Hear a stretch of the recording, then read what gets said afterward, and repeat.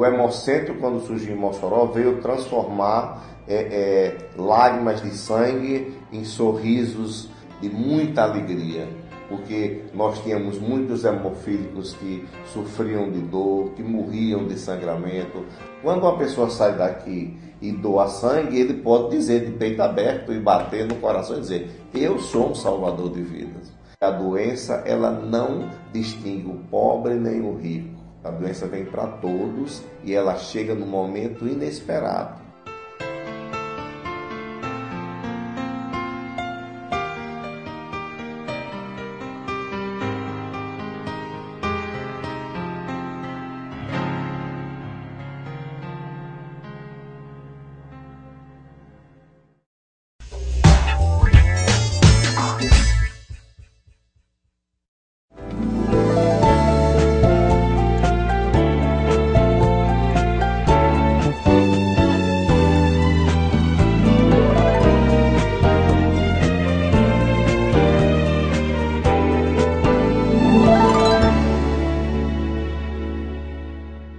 Saberes, ideias, uma visão mais encantada do que seja o conhecimento.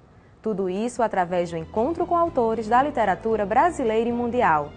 É o que nos espera no programa Encontro com Autores, projeto de extensão desenvolvido pelo Grupo de Pesquisa do Pensamento Complexo da Universidade do Estado do Rio Grande do Norte. No programa de hoje, o professor Fabiano Mendes irá nos apresentar o universo literário do escritor Graciliano Ramos. Está começando mais um Encontro com Autores.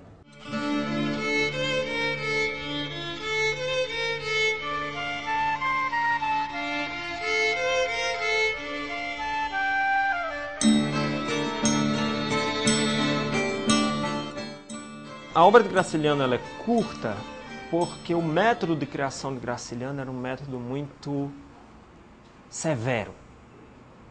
Graciliano, todo dia que podia, escrevia pela manhã, manuscrito, ou melhor, minto, datilografado, nunca mais que 5 páginas, nunca, durante a manhã, e durante a tarde ele iria guilhotinar essas 5 páginas. Iria fazer leitura que a gente chama na academia de terra arrasada. Iria arrasar o que escreveu.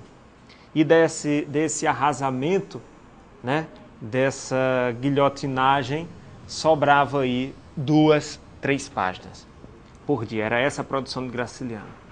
Muito diferente de um Mário de Andrade, por exemplo, que roda o Brasil todinho, colhendo dados para compor o seu Macunaíma, vai para um sítio e com 7 dias Macunaíma está escrito. Era outro processo.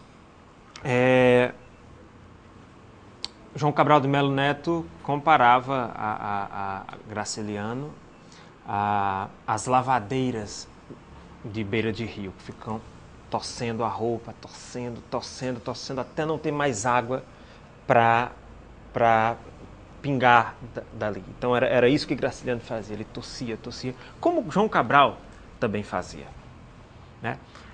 E essa severidade da escrita de Graciliano era também uma severidade no dia a dia de Graciliano.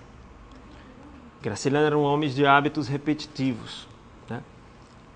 Quando estava no Rio de Janeiro, depois da prisão em 36, ele nunca mais voltou para Alagoas e nunca mais volta mesmo para Alagoas, e até a morte em 53, aos 61 anos, ele é de 1892, ele não volta para Alagoas. Então, sempre que podia, ele estava todo dia, ou pelo menos dia sim, dia não, na livraria José Olímpio. Sempre sentava ao fundo, ficava lendo algum volume ou escrevendo alguma coisa e era visitado pelos novatos. João Cabral de Melo Neto nunca teve coragem de conversar com Graciliano. Nunca. E sempre olhava, entrava na livraria José Olímpio, olhava, via Graciliano, ensaiava a dar uns passos e nunca ia. E olha que João Cabral de Melo Neto já era João Cabral do Melo Neto. E ainda assim não tinha coragem de se achegar ao velho. Então, era uma pessoa muito difícil, não era uma pessoa complicada. Ao contrário, era uma pessoa muito retilínea, mas era uma pessoa difícil porque era uma pessoa muito fechada, muito introspectiva. Não obstante a isso, no ano de 48, Graciliano, com 46 anos, com 46 anos, vamos fazer as contas aqui, ele é de 92, em 48, 56 anos, obrigado. Graciliano, aos 56 anos, faz um autorretrato. Um autorretrato escrito para a revista, para o Jornal da Manhã, a convite de um jornalista, cujo nome me foge agora. Eu vou pedir permissão a vocês para ler esse autorretrato de Graciliano, para a gente começar a entender como é um pouco essa figura, a partir das palavras dele mesmo. Abre aspas. Nasceu em 1892, em Quebrangulo, Alagoas. Casado 2 vezes, tem 7 filhos. Altura, 1,75 m. Sapato, número 41. Colarinho, número 39. Prefere não andar. Não gosta de vizinhos. Detesta rádio, telefone e campainhas. Tem horror às pessoas que falam alto. Usa óculos. É meio calvo. Não tem preferência por nenhuma comida. Não gosta nem de frutas, nem de doces. E é indiferente à música. Sua leitura predileta, a Bíblia. Escreveu Caetés com 34 anos de idade. Não dá preferência a nenhum de seus livros publicados. Gosta de beber aguardente. É ateu. Indiferente à academia. Odeia a burguesia. Adora crianças. Romancistas brasileiros que mais lhe agradam: Manuel Antônio de Almeida, Machado de Assis, Jorge Amado, José Lins do Rego e Raquel de Queiroz. Gosta de palavrões escritos e falados. Deseja a morte do capitalismo. Escreveu seus livros pela manhã. Fuma cigarros da marca Selma. 3 maços por dia. É inspetor de ensino, trabalha no Correio da Manhã. Apesar de o acharem pessimista, discorda de tudo. Só tem 5 ternos de roupa estragados. Refaz seus romances várias vezes, esteve preso 2 vezes, é-lhe indiferente estar preso ou solto. Escreve à mão. Seus maiores amigos, Capitão Lobo e Cubano, José Lins do Rego e José Olímpio. Tem poucas dívidas. Quando prefeito de uma cidade do interior, soltava os presos para construírem estradas. Espera morrer com 57 anos. Portanto, no ano seguinte. Então, é essa a obra de Graciliano, eu acho que está toda nesse autorretrato que ele escreveu. Todos os personagens estão aqui. Se juntarmos a isso algumas declarações que ele fez, como por exemplo, ele fez a Antônio Cândido, quando Antônio Cândido escreveu o livro Ficção e Confissão, unindo os 4 romances dele numa única análise literária.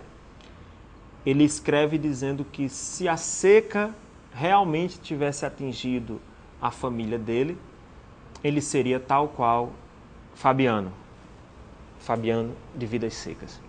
Como ele mesmo disse, né, nasceu em 92 em Quebrangulo, Alagoas, e aos 5 anos de idade ele sai de Quebrangulo. Quebrangulo fica pertinho de Palmeira dos Índios, já vamos voltar a Palmeira dos Índios. Quebrangulo, praticamente um vilarejo. O pai de Graciliano, por insistência do sogro, compra um pequeno estirão de terra em Buíque, interior de Pernambuco, e Graciliano vai para lá, com a família, bem novo, bem criança. As primeiras páginas do livro Infância, escrita em 45, terminado em 45, vai mostrar essa imagem de Buíque, né? A desolação, a seca, era sertão, o que nós chamamos de sertão bravo mesmo. E o pai de Graciliano não era tão bom assim para negócios como pensava, e juntando-se a isso, teve a seca e a família perdeu tudo. Então ele veio no lombo de mulas, de volta para Alagoas, e se instalou numa cidade chamada Viçosa. Lá Graciliano encontrou o seu primeiro contato com a literatura a partir de um sujeito chamado Mário Venâncio. Esse Mário Venâncio tem uma biblioteca muito grande e era uma figura meio que desequilibrada da cidade, né? Excêntrico. E um dia Graciliano foi lá, bateu na porta dele e ele abriu todos os livros para Graciliano, que foi lendo, sem entender muita coisa, de clássicos a livros mais fáceis. Foi lendo. Aos 14 anos, aos 12 anos, Graciliano escreve a sua primeira produção. É um conto, que hoje eu nem sei se seria chamado de conto, pouco mais de um palmo de tamanho, chamado O Pequeno Pedinte. E aquela criatura de 12 anos escreve esse conto, é um conto cheio de compaixão, né? Cheio de lições de moral, porque o pequeno pedinte fica à porta da igreja e as pessoas saem da missa e dão esmolas para o pequeno pedinte para se sentirem melhor com Deus, mas não por realmente quererem resolver a situação daquele menino e tal. Então, com 12 anos, Graciliano já fazia esse retrato pessimista da sociedade. Acho que não cabe lermos o conto nesse momento. É basicamente isso. Em termos literários, seria até muito pobre, né? O conto de uma criança de 12 anos. E eu digo isso porque eu concordo com Graciliano ao dizer que a arte literária é uma arte que não permite prodígios. Essa frase é dele. Quando a filha dele está escrevendo os seus primeiros contos, primeiros romances, ele diz que ela tem realmente que elaborar. Não adianta, no meio literário você não vai encontrar gênios, né? Você não vai encontrar gênios de 10 anos de idade, como na música. Talvez ele estivesse se referindo a Mozart, por exemplo. Fabiano ouviu os sonhos da mulher. Deslumbrado, relaxou os músculos e o saco da comida escorregou-lhe no ombro. Aprumou-se, deu um puxão à carga. A conversa de Sinhá Vitória servira muito. Haviam caminhado léguas quase sem sentir. De repente, veio a fraqueza. Devia ser fome. Fabiano ergueu a cabeça, piscou os olhos por baixo da aba negra e queimada do chapéu de couro. 12:00, pouco mais ou menos. Baixou os olhos encandeados, procurou descobrir na planície uma sombra ou sinal de água. Estava realmente com um buraco no estômago. Numa carta que ele escreve à esposa, em 35, ele diz assim: somos uns animais diferentes dos outros, provavelmente inferiores aos outros, os literatos, de uma sensibilidade excessiva, de uma vaidade imensa que nos afasta do que não são doentes como nós. Mesmo os que são doentes, os degenerados que escrevem história fiada, nem sempre nos inspiram simpatia. É necessário que a doença que nos ataca atinja outros com igual intensidade, para que vejamos nele um irmão e lhe mostremos as nossas chagas. Isto é, os nossos manuscritos, as nossas misérias, que publicamos cauterizadas, alteradas em conformidade com a técnica. Graciliano não supunha que se pudesse escrever para trazer leveza às pessoas. Por mais que consigamos rir de algumas coisas que ele escreve. E nós vamos talvez rir aqui de algumas coisas que eu vou trazer para vocês. Mas me lembra muito os risos quando a gente ri dos filmes de Woody Allen. É um riso assim meio sem graça, não sei. É um riso meio que fazendo a gente se sentir, sei lá, acho que até vergonha de ser humano. Talvez seja um pouco isso a visão que eu tenho de Graciliano. Ele sabia que a literatura em formato de livros, em formato de crônicas, era uma invenção burguesa. Ele tinha consciência disso, né? E esse dilema era muito forte. Mas não foi forte o suficiente para que ele pudesse ver na literatura, ou pelo menos sair divulgando nas suas obras, uma bandeira de que a literatura pudesse ser algo revolucionário. Ele se incomodava em um literato ser tido como um ser revolucionário. E olha que ele vai fazer parte do Partido Comunista, vai querer a revolução, odeia o capitalismo, mas ao mesmo tempo vai ter consciência desse papel meio que burguês que a literatura causa, que a literatura exerce. Ele vai dizer isso mais ou menos dessa maneira que eu estou falando em Memórias do Cárcere. Diz ele: se todos os sujeitos perseguidos fizessem como eu, não teria havido uma só revolução no mundo. Revolucionário chinfrim. Desculpava-me a ideia de não pertencer a nenhuma organização, de ser inteiramente incapaz de realizar tarefas práticas. Impossível trabalhar em conjunto. As minhas armas, fracas e de papel, só podiam ser manejadas no isolamento.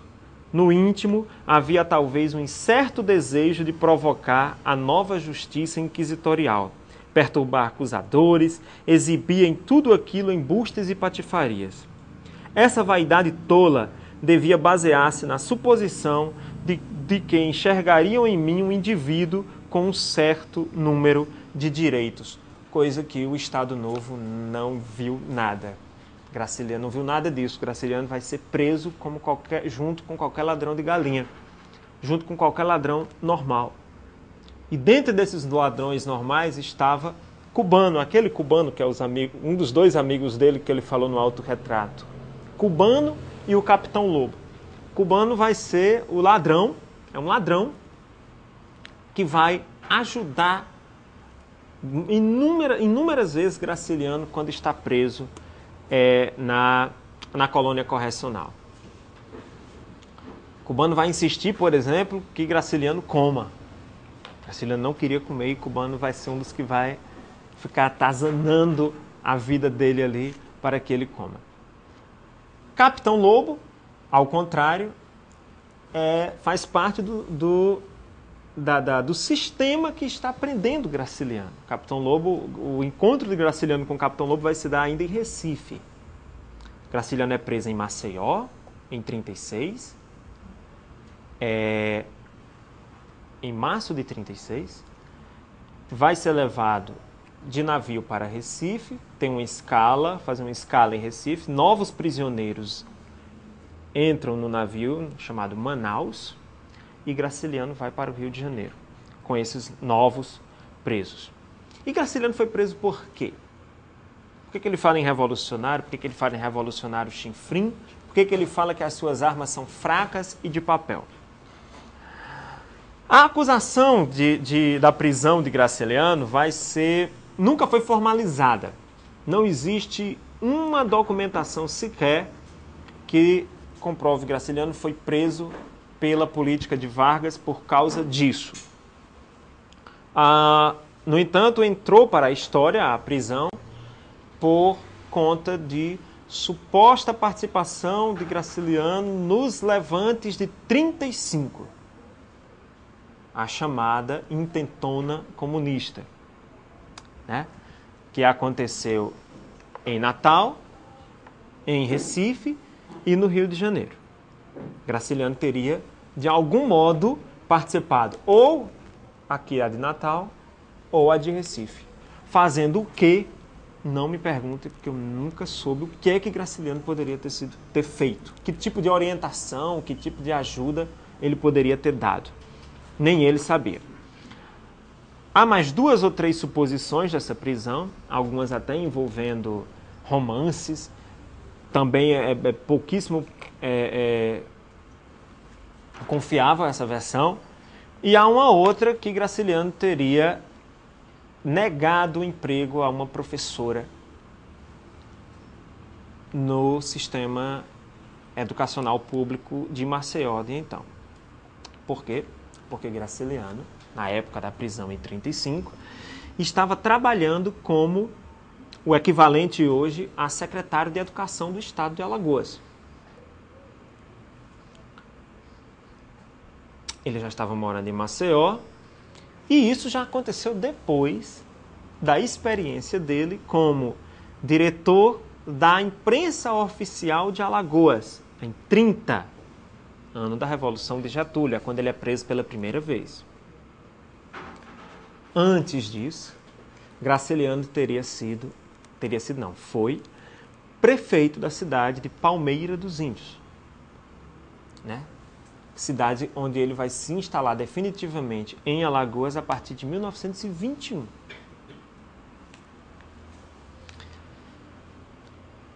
Mas o fato é que Graciliano, como eu já falei, ao sair de Alagoas não volta mais. Numa outra carta escrita no mesmo ano, em 1935, ele vai dizer para a esposa: Alagoas tem 1.200.000 habitantes. Mas na minha estatística há apenas uns 3 indivíduos, uns 3,5, 4 no máximo. Os que fazem política, os que vendem ou compram fazendas, os que plantam algodão e os que fabricam açúcar são de espécie diferente da minha. Ele se via como alguém incapaz de conviver naquele ambiente de uma organização social muito fechada, muito voltada para o mandonismo, muito voltada para a hierarquia. O engraçado é que o título dessa fala que eu sugeri, subtítulo dessa fala que eu sugeri para o Ailton é Nunca consegui sair de mim mesmo. Tem a frase, né? Nunca consegui sair de mim mesmo. Se nós abrirmos a página 18 desta edição aqui de Angústia, Angústia, gente, quando Graciliano dá o ponto final em Angústia e manda os manuscritos para serem revisados, ele é preso. Portanto, ele não tem tempo de guilhotinar Angústias. Tanto é que a Fora Memórias do Cárcere é o maior livro de Graciliano em termos de volume. Olha como é parecido a carta que eu acabei de ler com a passagem de Angústia. Luiz da Silva, o personagem principal do romance, é um sujeito que não se adequa ao mundo. Lembra muito, eu comentei com o Ailton um dia desse, lembra muito o Raskolnikov do romance Crime e Castigo do Dostoiévski. Ele vai dizer: há o grupo dos médicos, o dos advogados, o dos comerciantes, o dos funcionários públicos e o dos literatos. Isso num bar, viu, gente? São as divisões no bar que Luiz da Silva frequenta. Certos indivíduos pertencem a mais de um grupo, outros circulam, procurando familiaridades proveitosas. Naquele espaço de 10 metros, formam-se várias sociedades com caracteres perfeitamente definidos, muito distanciadas. A mesa que me sento fica ao pé da vitrine dos cigarros. É um lugar incômodo. As pessoas que entram e as que saem empurram-me as pernas. Ou seja, tá lá, é um lugar menos privilegiado.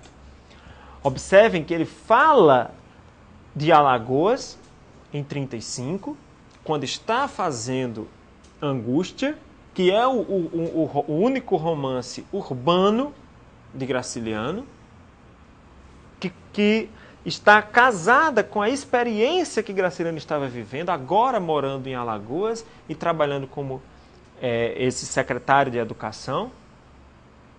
E os tipos da carta para Ló, né, como ele chamava Heloísa, e os tipos da carta que ele vai descrever para Ló são os do interior. E os tipos que ele está escrevendo para a angústia são os tipos urbanos. Ele e Luiz da Silva, me permitindo aqui fazer uma mistura entre criador e criatura, ele e Luiz da Silva se colocam igualmente como não compondo aquele ambiente, ou compondo de maneira incômoda. Isso vai acompanhar a obra dele toda. A casa é forte.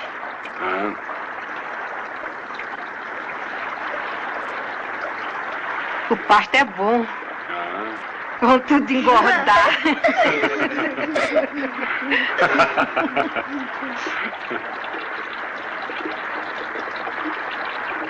Com narrativas em primeira ou terceira pessoa, Graciliano busca sempre descobrir e revelar o que há por trás da superficialidade da aparência, levando em consideração o contexto sociopolítico de seus personagens. Voltamos agora com o professor Fabiano Mendes e o seu encontro com Graciliano Ramos. Voltemos a 1915. Graciliano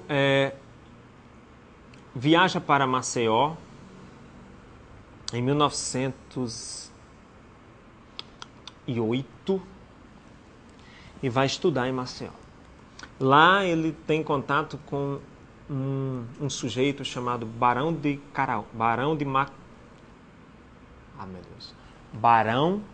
Macaúbas. Se não me engano é esse o nome. E o Barão de Macaúbas é um personagem de um livro didático para ensinar as crianças a ler. Graciliano odiava o Barão de Macaúbas, porque falava num linguajar rebuscado, e isso era para ele algo que mataria o poder de criatividade das crianças, né? E ele já era um pré-adolescente. Então ele aprendeu a odiar esse tipo de linguagem rebuscada. Tanto é que mais tarde ele vai encontrar em alguns autores brasileiros, como por exemplo José de Alencar, um dos alvos para sua ira em relação ao excesso de adjetivos, à linguagem rebuscada. Ele costumava dizer que José de Alencar tinha uma linguagem fofa, porosa, como esponja, que ficava pesada a partir do sugar de tanto adjetivo, de tanta classificação, de tanta... Acredito que muitos de vocês vão concordar com isso, né? Afinal, a Iracema carrega milhares de adjetivos nas costas, né? E Graciliano, ao se formar, vai para o Rio de Janeiro trabalhar como foca. Para quem não sabe o que é foca, foca é revisor de jornal, né? Aquele sujeito que entende muito de gramática, aquele sujeito que vai azeitar o texto do jornalista, né? Ou, pelo menos, tentar minimizar qualquer erro de adição. Ele vai trabalhar como foca em alguns jornais e vai começar a ter os primeiros espaços como cronista, isso em 1915. E já como cronista, ele vai começar a fazer determinadas críticas sobre o comportamento do brasileiro. E muito, como eu já falei a vocês, tudo da obra de Graciliano dá para a gente tirar daquele autorretrato que eu li. Então ele vai criticar o carnaval, detesta o carnaval, detesta a maneira como o funcionário público se comporta. E ele vai fazendo críticas pontuais a isso. E vai fazendo críticas à própria literatura, à própria vaidade do literato, né? Ele volta, no final de 1915, ele volta para Palmeira dos Índios, volta para o interior de Alagoas, porque no único dia ele perde 3 irmãos, um sobrinho, uma irmã está doente e a mãe também está doente. Um surto de peste bubônica que ocorre em 1915. Em 1915, seca, né? Que é um período muito propício para acontecer epidemias. E volta e fica. Fica e casa-se. E tem 3 ou 4 filhos e fica viúvo. Em 1925, Graciliano está viúvo, com 3 ou 4 filhos e sendo o equivalente a coordenador pedagógico, vamos dizer assim, de um colégio de Palmeira dos Índios.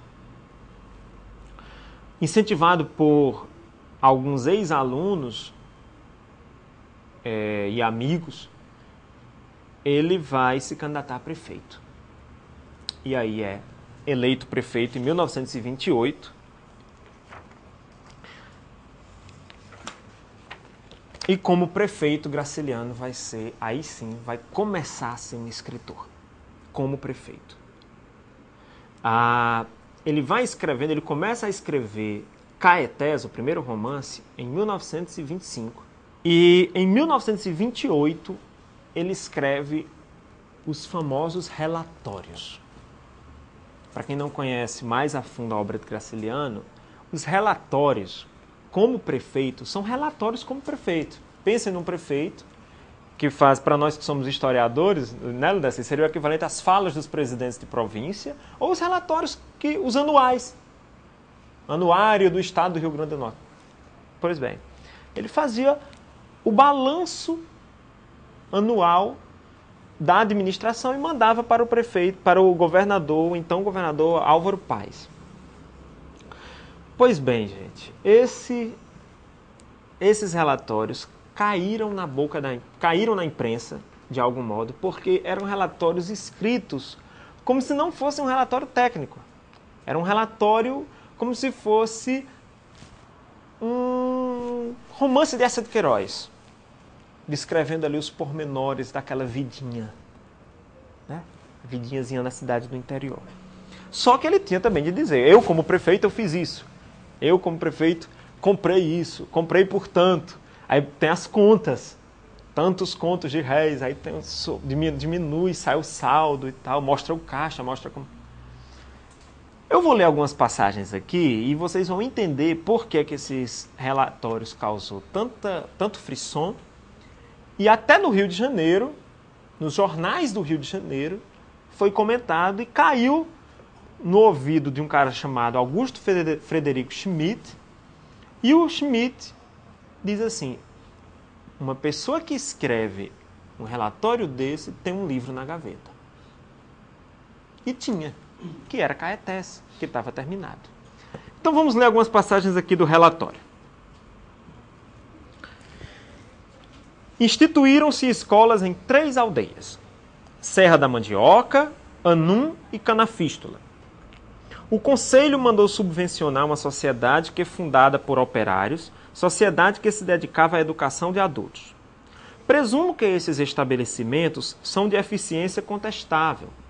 As aspirantes a professoras revelam, com admirável unanimidade, uma lastimosa ignorância. Escolhidas algumas delas, as escolas entraram a funcionar regularmente, como as outras. Não creio que os alunos aprendem ali grande coisa. Obterão, contudo, a habilidade precisa para ler jornais e almanaques, discutir política e decorar sonetos, passatempos acessíveis a quase todos os roceiros. Olha o grau de ironia. Em relação às leis do município, ele vai dizer: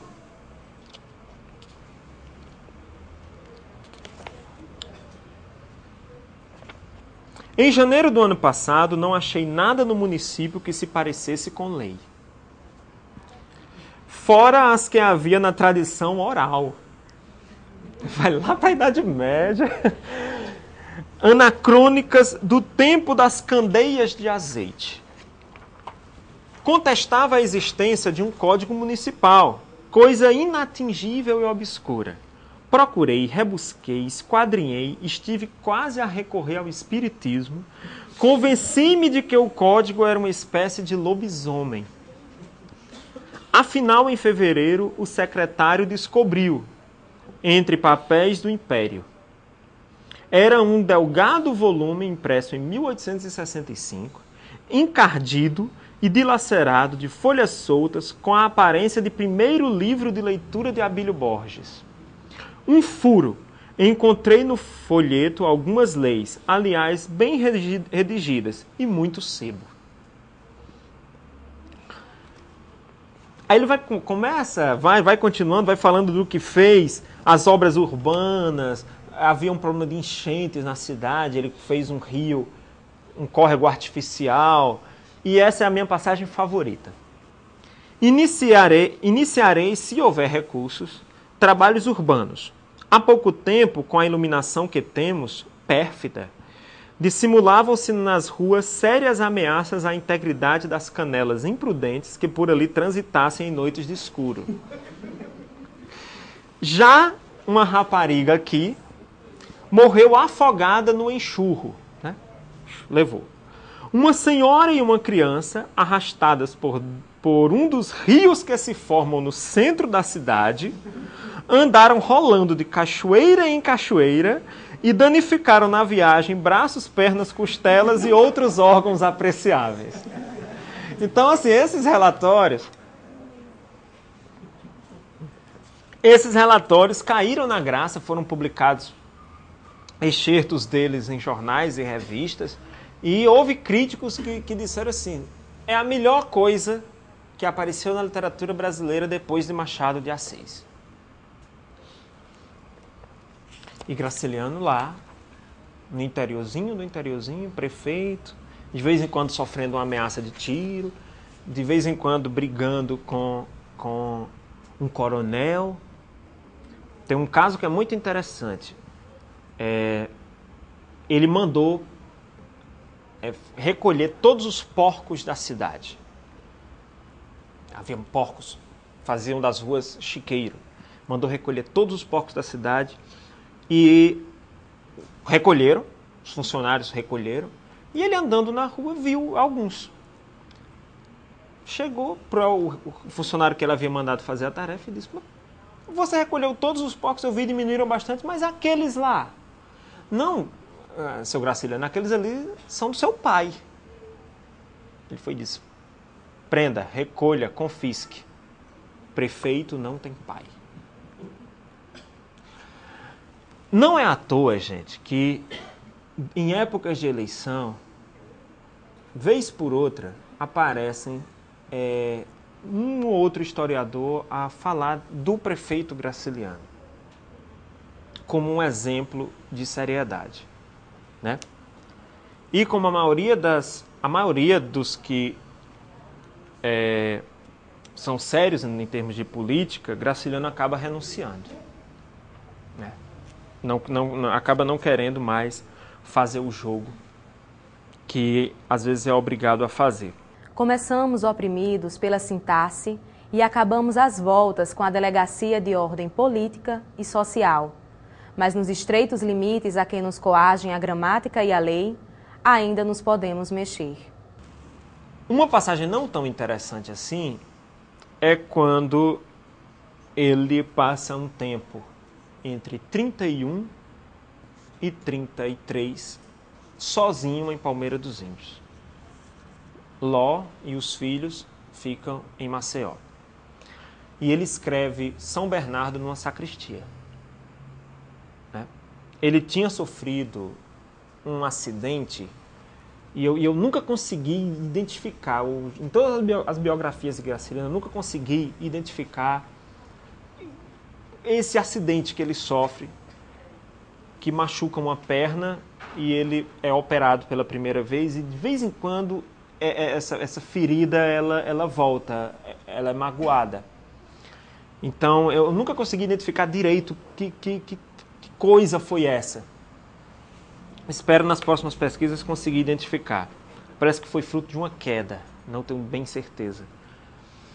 E Graciliano está sendo muitas dores nesse período, ele está inflamada o referido problema, e ele vai escrevendo São Bernardo com essa experiência de ter escrito Caetés, que é sobre a vidinha, né? A vidinha mesquinha, os grandes projetos que nunca vão se realizar, e agora vai escrever um romance social, que é São Bernardo, já em cima da experiência de ter sido prefeito, de ter lidado com coronéis. E aí São Bernardo vai ser terminado no final de 33 e é lançado em 34. Logo depois de Caetés. Sai Caetés no final de 33 e sai São Bernardo em 34. Vamos ver aqui uma palavra de Graciliano sobre a feitura de São Bernardo. Em outra carta, ele escreve: acabei agora a tarefa diária do São Bernardo. Os trabalhadores do eito descansam às 6 horas. Eu estou aqui desde 8 da manhã e já é meia-noite.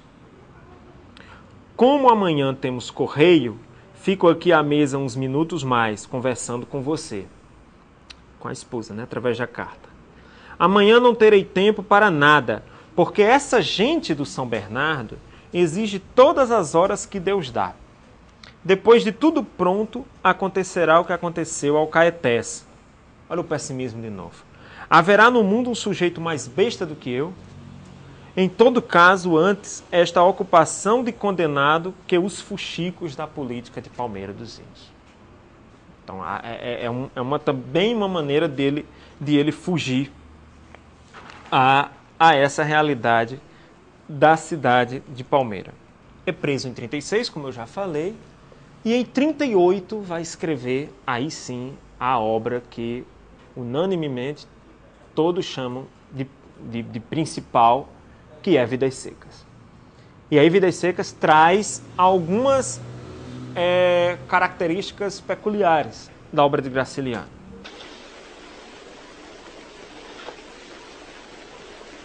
Fica quieto aí! Deita! Vem cá!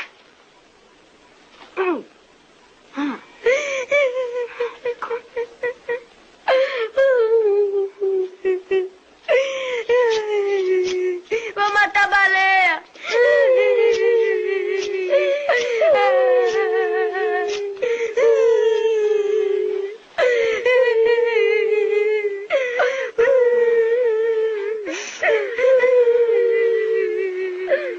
Vou matar a baleia!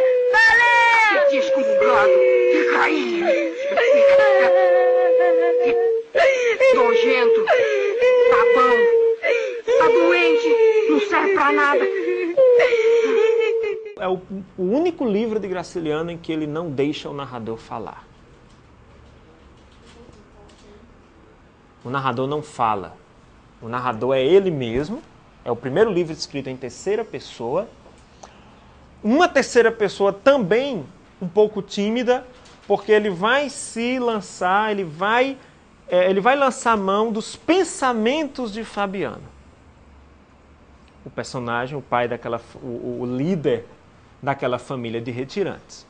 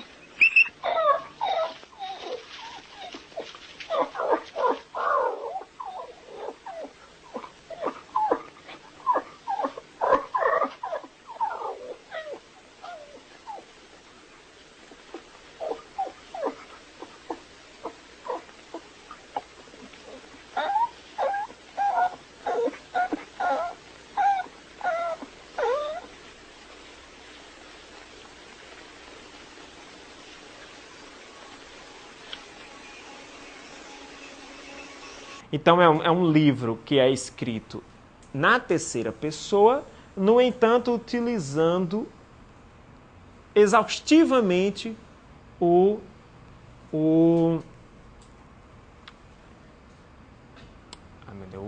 discurso livre indireto. Né? Fugiu aqui. O discurso livre indireto, que é a palavra do personagem pensando. Houve, inclusive, críticas na época, críticas de Osman Lins, ao dizer que Graciliano ainda deixou Fabiano pensar demais. Fabiano ainda seria o proprietário de um pensamento muito elaborado. Um romance em que as cachorras, os animais, a cachorra-baleia sonha, né? Graciliano tinha esse direito de fazer, tentar atingir o pensamento do ser bronco, como ele mesmo diz, do ser bronco do sertão. Então, ele fica nesse ato também, né? Nesse meio termo.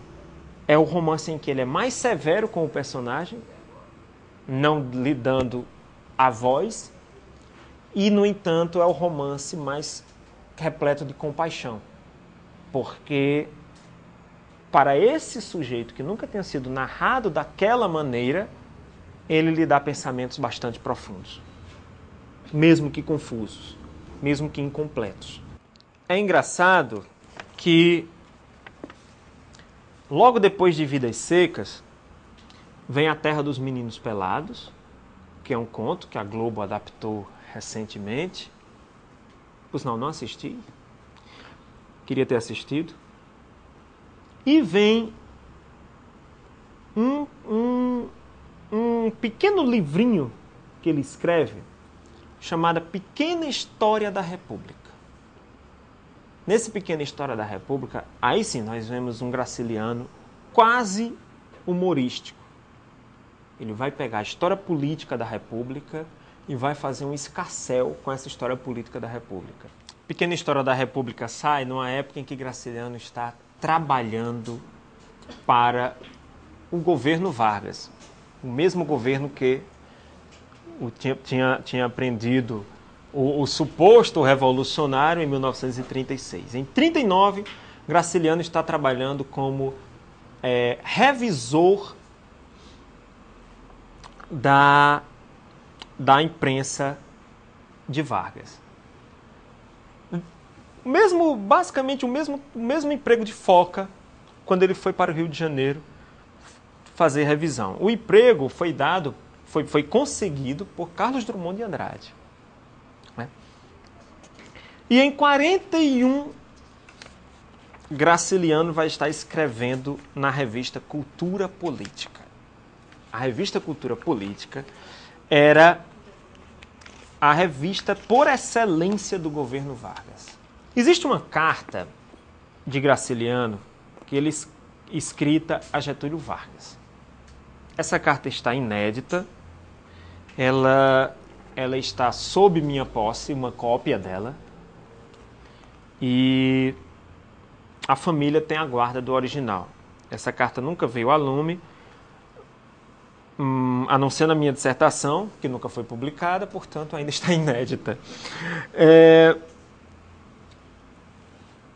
Tem um trecho que política e literatura casam perfeitamente. E aí eu estou vendendo um pouco meu peixe, né, de por que eu, historiador, estou tão próximo assim da literatura. Nas palavras de Graciliano a gente vai poder um pouco entender. Graciliano está passando um dia na frente da Zé Olímpio, da livraria Zé Olímpio, José Olímpio, e olha na vitrine e vê um livro dele, Vidas Secas. Ao lado está um livro, Os Discursos de Getúlio Vargas. Os dois assim. Ele não era funcionário ainda, nem do DIP e nem era revisor. Mais tarde ele ainda vai ser inspetor federal do ensino médio no estado do Rio de Janeiro. Emprego que ele vai ter durante a vida todinha. Né? Ele escreve a carta. Eu não consigo dizer se essa carta chegou a Getúlio, se ele sequer mandou a carta, mas o teor é bastante interessante. Diz ele: o meu editor referiu-me com entusiasmo à publicação de 50 milheiros dos discursos de Vossa Excelência. E isto me trouxe a ideia esquisita de que Vossa Excelência havia descido um pouco. Apesar de vivermos enormemente afastados, dentro de alguns dias nos encontraremos numa vitrine, representados por discursos políticos e por 3 ou 4 romances. Essa vizinhança me induz a apoquentá-lo, coisa que não teria sido possível antes de 1930. Em princípio de 1936, eu ocupava um cargo de administração de Alagoas. Creio que não servi direito. Por circunstâncias alheias à minha vontade, fui remetido para o Rio de maneira bastante desagradável. Ignoro a razão por que me tornei indesejável em minha terra. Acho, porém, que lá cometi um erro, pois encontrei 20 mil crianças nas escolas e em 3 anos coloquei nelas 50 mil. O que produziu celeuma. Os professores ficaram descontentes, creio eu. E o pior é que se matricularam nos grupos da capital muitos negrinhos. Vossa Excelência é um escritor. Olha a ironia de Graciliano. Vossa Excelência é um escritor. Muito embora lance seus livros com uma tiragem que nos faz inveja, não vai ganhar muito. E sabe que neste país a literatura não rende. Sinto muito, senhor presidente, haver-lhe roubado alguns minutos, mas a culpa é de Vossa Excelência, que vai editar o seu livro numa casa onde trabalha sujeitos completamente desconhecidos como eu. Para quem tinha armas completamente fracas e de papel, era essa única arma que um literato como ele, como Graciliano, dispunha. É a única maneira de ele entrar para a história, dele fazer diferença, dele fazer alguma mudança. Embora ele mesmo também não acreditasse que essa mudança fosse acontecer. Era um homem muito descrente da sua própria força.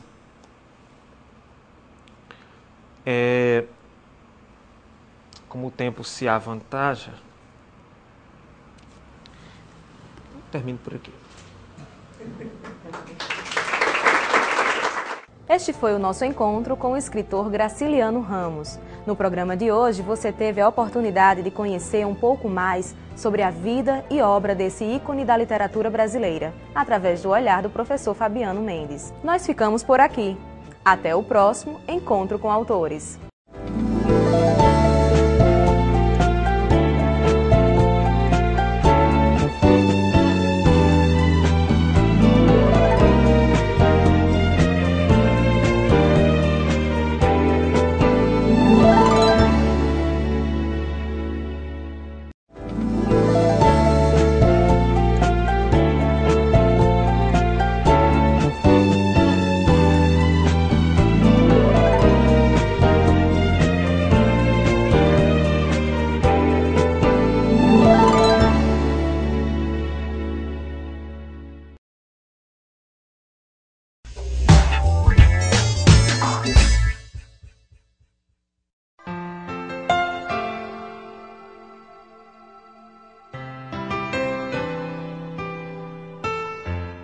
Muitas situações quando a gente doa voluntariamente, a gente não sabe quem vai ser o receptor desse sangue, mas que a gente sabe que vai poder salvar uma vida, vai poder ter um processo como esse. Então a gente fica sem palavras, né? Porque não tem como descrever isso.